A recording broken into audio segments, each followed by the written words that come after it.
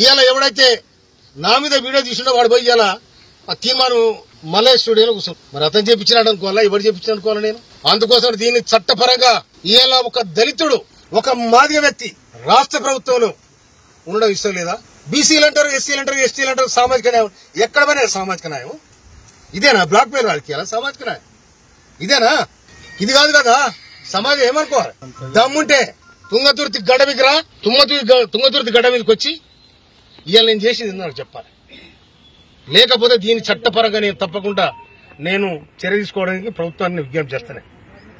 నా ఇంట్లో తిని నా ఇంట్లో ఈ సంగతి పోతే ఇంతకంటే ద్రోహం ఏముంటది? వాటిని నాకు ఫోన్ చేసి ఇంకా నీ వీడియోలు ఉన్నాయంటే వీడియోలు అన్ని మలిచి నూక్కోరా, నువ్వు అన్ని మలిచి నూక్కో, ఏడు నూక్కూడా నూక్కో కొడక. మళ్ళా కనుక ఇది వస్తే తొక్కి నేను కథనే దొక్కబా చూసుకో. నేను మందర సాబరెడ్డి ఏమనుకున్నారు మీరు?